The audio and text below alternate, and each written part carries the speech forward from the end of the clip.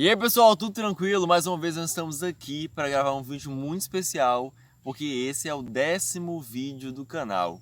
Na semana passada eu fiz um post lá no Instagram, onde eu deixei uma caixinha de perguntas. E nessa caixinha de perguntas eu deixei como título: qual é a sua dúvida ou pergunta sobre animais?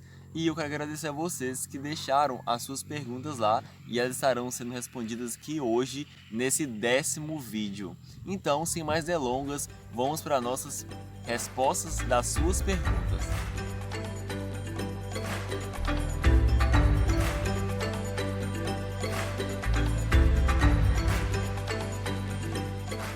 Vini Patrix pergunta: qual foi o motivo pelo qual te levou ao mundo da biologia? Então, o que eu vou dizer aqui não é bem um motivo. Eu vou dizer aqui o que eu acredito que acontece. Por exemplo, eu acredito que a gente já nasça destinado para algo. E desde quando eu me lembro, ou que eu me entendo assim por pessoa, eu sempre tive essa ligação muito forte com a natureza, com os animais, com as plantas e tudo mais. E assim, esse sentimento, ele só foi aperfeiçoando ao longo que eu fui crescendo. E o que me chama mais atenção assim, né, o que me leva assim a ficar mais empolgado em relação aos seres vivos, sobre o meio ambiente, sobre a natureza, é que a natureza ela é um baú de mistérios, né? Então você sempre está descobrindo algo, você sempre está lutando ali, porque você sempre tem uma novidade, né? Todo dia é uma novidade, você descobre alguma coisa nova, né? Alguma mudança que acontece no ambiente, nos animais, no comportamento. Então isso é o que me chama mais atenção na natureza, né? Nos seres vivos.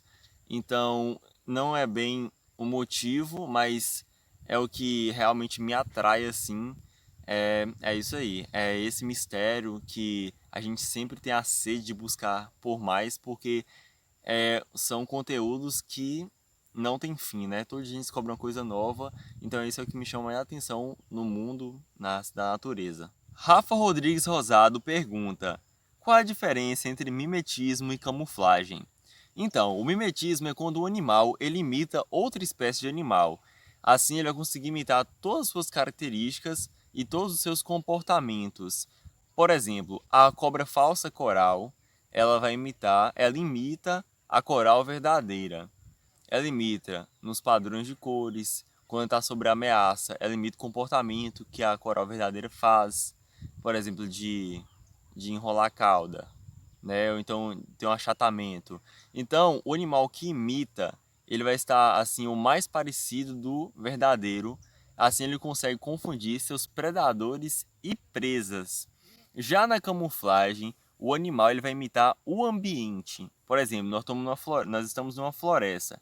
O animal que está na floresta, ele vai imitar a textura de um tronco, a textura de uma folha, a textura de uma pedra, né, de um musgo. Então o animal ele vai se confundir com o ambiente, né? Então ele vai ficar invisível aos olhos dos predadores.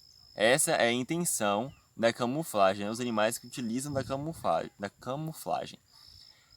Alguns predadores utilizam da camuflagem para conseguir se alimentar das suas presas. Por exemplo, um predador, o peixe-pedra, né, que vive no fundo do mar, ele imita ali uma pedra cheia de musgo, né, cheia de coisas ali em cima. Então o peixe está passando ali, ou então outro tipo de animal marinho, está pensando que aquilo ali é uma pedra e nunca vai pensar que aquilo ali é um predador dele. Então um peixe passando ali, não, pá, pega o bicho e já era. Então muitos animais utilizam da camuflagem para se alimentar e outros utilizam para se proteger, né, dos seus predadores. Então essas são as características, não, a diferença entre mimetismo e camuflagem. E na camuflagem também é utilizada por cores e formas, né? Porque o animal vai imitar o que está ali na natureza, seja um tronco, seja um galho e etc. E a gente tem um exemplo aí de quem gosta de se confundir na natureza com a árvore, por exemplo, um galho, na verdade, é o bicho-pau. Então é isso. Jardelson Rocha pergunta: se você pudesse ressuscitar um animal extinto, qual seria? Então, eu ressuscitaria com certeza uma preguiça gigante. Que eu acho um bicho assim lindo pra caramba. Então, com certeza, se eu tivesse a oportunidade de ressuscitar um animal extinto, eu ressuscitaria uma preguiça gigante. K1 Miranda pergunta: quais são as diferenças entre caracol, caramujo e lesma? Então, Cauã, a lesma ela não possui a concha externa, que é presente no caracol e no caramujo. Mas existem espécies já descobertas de lesmas que possuem sim uma concha, mas que também não é externa. Essa concha ela é interna e ela fica perto da abertura pulmonar, por onde as lesmas respiram, e essa parte a gente vai falar um pouquinho mais pra frente. Mas essa espécie de lesma ela possui uma concha interna, entendeu? Elas não possuem a concha externa como o caracol e o caramujo. Então, em muitas regiões do Brasil, o caramujo e o caracol é a mesma coisa. Tipo assim, falando. São sinônimos, né? Você fala assim, ah, ó um caracol. Não, é um caramujo. Não, é um caracol. Então, tanto faz você falar se é um caracol ou um caramujo em algumas regiões aqui no Brasil, porque para as pessoas é a mesma coisa. Mas o que acontece? Existem a designação que fala que caracol é aquele que vive em terra firme e caramujo aqueles que têm a vida aquática. Só que já foram descobertas espécies de caracóis que têm a vida também aquática. E também já foram descobertos caramujos que têm a vida terrestre. O que vai diferenciar é que quando eles estão na vida terrestre, né, vivendo aqui na Terra igual a gente, eles têm a respiração pulmonar, né? Eles respiram pelos pulmões igual a gente. Eles têm uma abertura ali no manto deles, atrás um pouco assim na cabeça deles, que é um buraco, é um poro por onde é ligado ao sistema respiratório dos animais que fazem aí a absorção do ar, né? Eles conseguem respirar.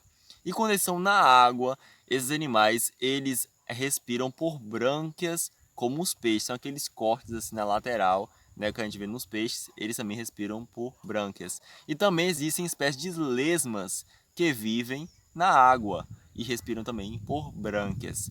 Então, Cauã, a semelhança entre lesma, caracol e caramujo são essas. Diferenças muito grandes não existem assim, para dizer, ó, o caramujo tem isso e o caracol não tem isso. Aí, entendeu? Essas são semelhanças que existem nesses animais. Eu espero que você tenha entendido. Sobre animais, pergunta. Mas antes de responder essa pergunta sobre animais, eu quero agradecer a você, meu amigo Heitor, né, do canal Sobre Animais aqui do YouTube. Quero agradecer mesmo de coração, porque há algumas semanas atrás aí, você fez a citação da minha pessoa aí no vídeo que você fez pro seu canal. Então eu fiquei muito feliz quando eu vi o vídeo lá e eu fui citado nele. Então você que está assistindo, pessoal, né, galera aí que está assistindo esse vídeo, não perca de assistir os vídeos, né, que esse cara aí tem no canal deles, porque são vídeos muito legais, de informações muito legais sobre a natureza, sobre os animais e tudo mais. É um cara também que está defendendo a natureza, os animais, então não percam, né, de assistir, de curtir, de se inscrever lá no canal dele. O link do canal dele está aqui na descrição desse vídeo, então quando terminar esse vídeo, corre lá e assista, porque vocês não vão se arrepender. Então vamos aqui responder as perguntas que ele fez. A lagarta, ela é um animal peçonhento ou venenoso? E na sua opinião, Gabriel, qual é a borboleta mais bonita e qual é a lagarta mais bonita? Então, para responder essa pergunta do Heitor, vamos para a definição do que é um animal venenoso e do que é um animal peçonhento. Animal peçonhento é todo aquele que tem o veneno, mas além do veneno, ele tem um aparelho que faz o transporte desse veneno até chegar na presa. O que vai acontecer? A gente chama isso de um aparelho inoculador, que pode ser os dentes, como tem nas cobras, pode ser o aguilhão caudal, como tem nos escorpiões, pode ser o ferrão, que tem na arraia. Então, o aparelho inoculador ele pode ser diversos, variando de cada espécie de animal, que é considerado como peçonhento.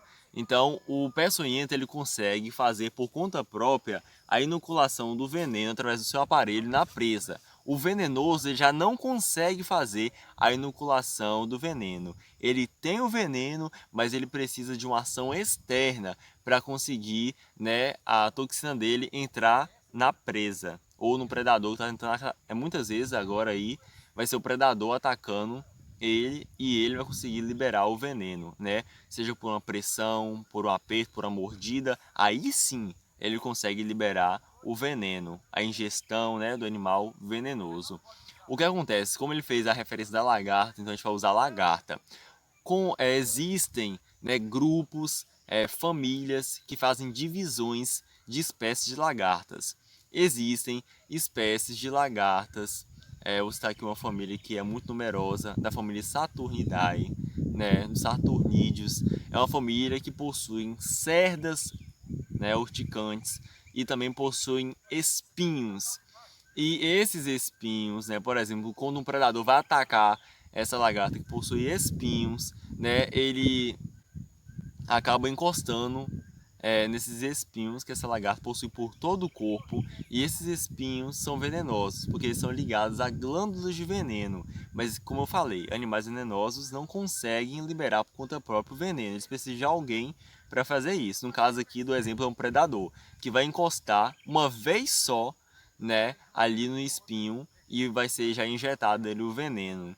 A lagarta não consegue ficar inoculando, né, injetando o veneno no bicho. É uma vez só, ele vai atacar e ele se machuca nos espinhos e ele é envenenado.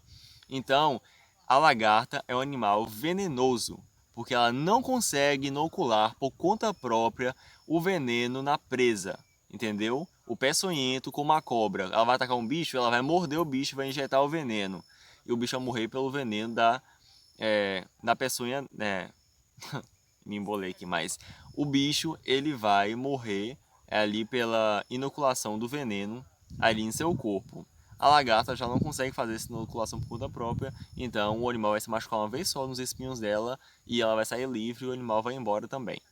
E respondendo às suas outras perguntas, a minha borboleta preferida, assim, top das galáxias, é a borboleta Morpho Eleanor, que é uma borboleta aqui do nosso país, tanto macho como fêmea. É uma borboleta linda. Pelo amor de Deus. É uma borboleta linda. E as minhas lagartas, assim, eu vou falar as minhas logo, as preferidas, é as lagartas da borboleta Caligo lioneus e da Caligo brasiliensis, né? E também, uma assim que me chama muita atenção, que é a da lagarta Opsiphanes invirae. Então, essas são as da minha preferência.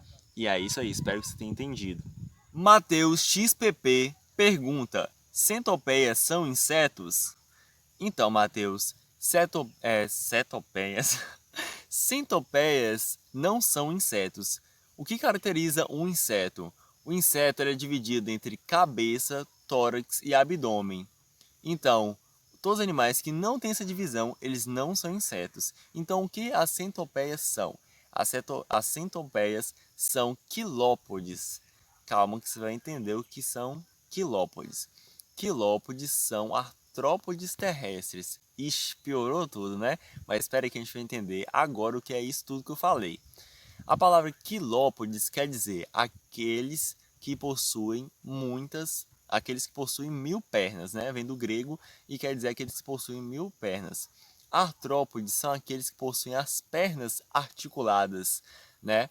Então, as centopeias não são insetos, são quilópodes. Os quilópodes possuem cabeça e o seu corpo bem alongado e dividido em segmentos.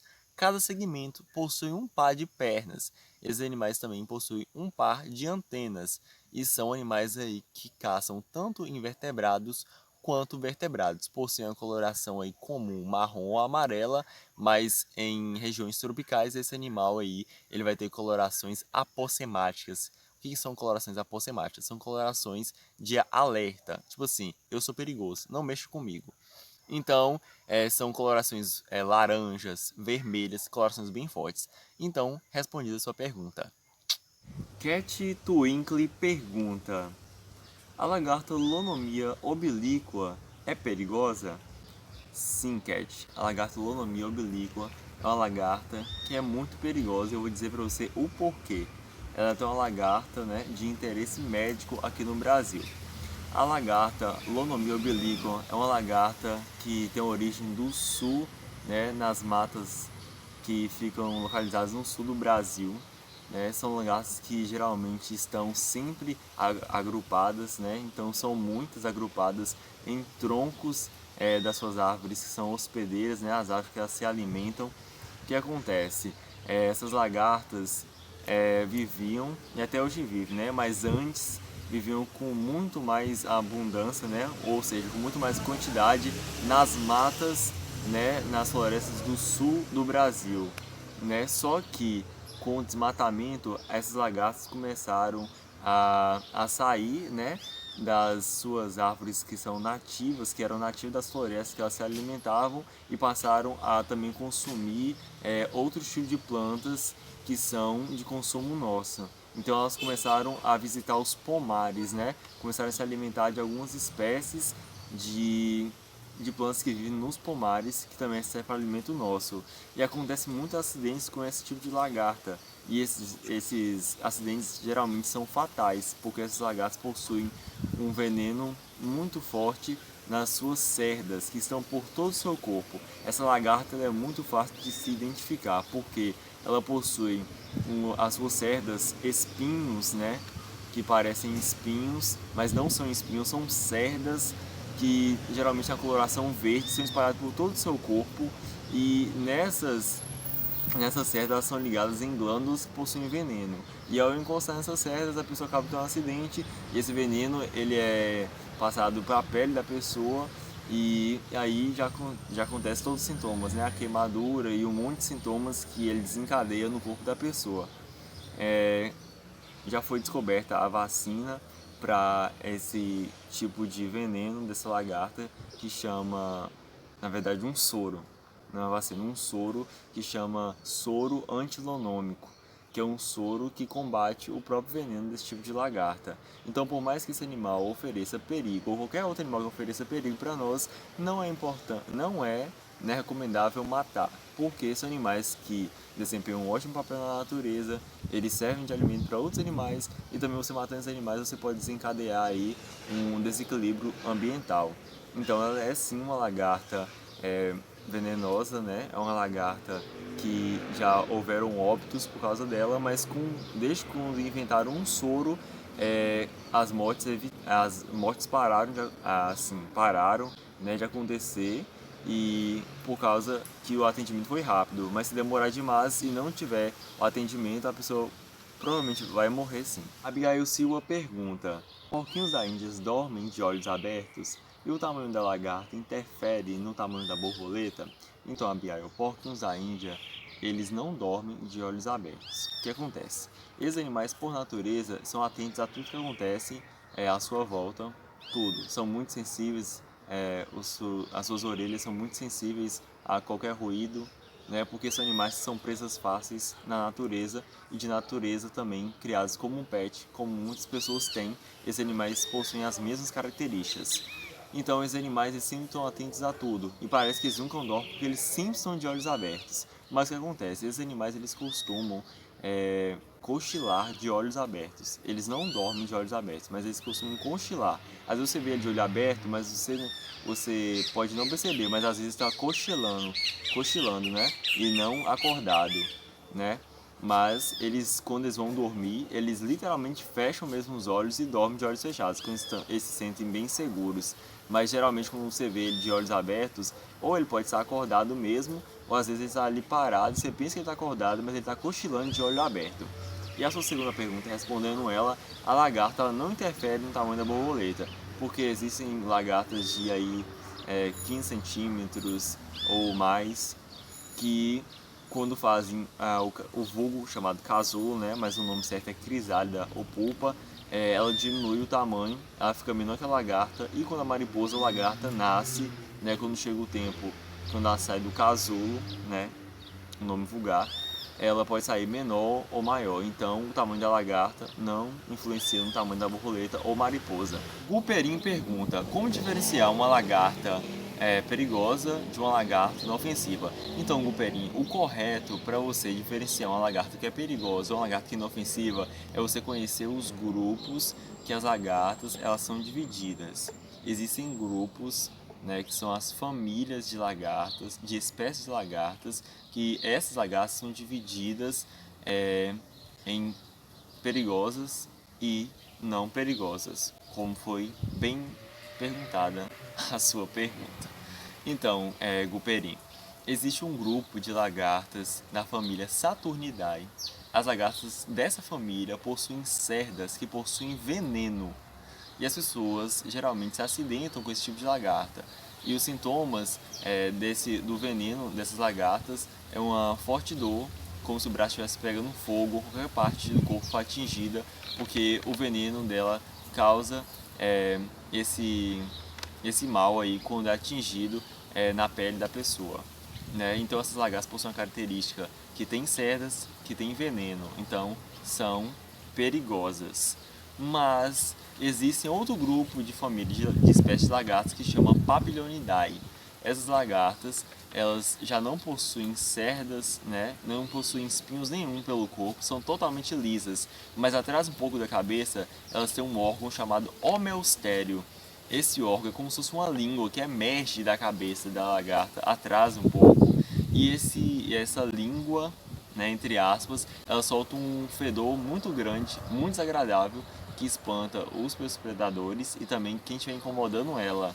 Então, para você saber se uma lagarta ela é perigosa ou inofensiva, você tem que conhecer os grupos, porque existem lagartas que possuem cerdas pelo corpo que não tem veneno. Por exemplo, as lagartas paráclides, que possuem um corpo coberto de cerdas, né, como se fossem cabelos, mas não tem, eles não queimam, eles não têm nem nada, entendeu?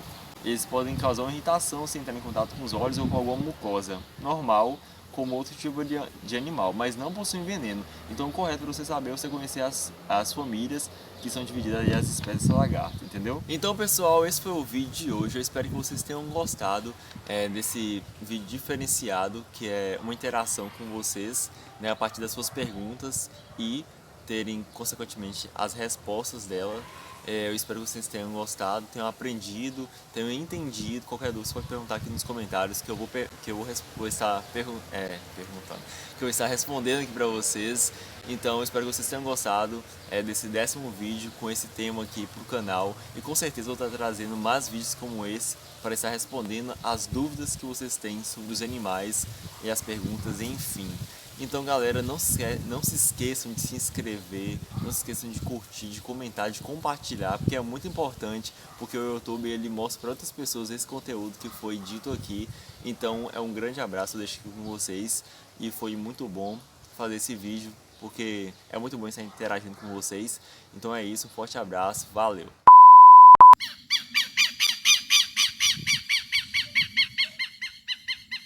Vini Patrix pergunta: qual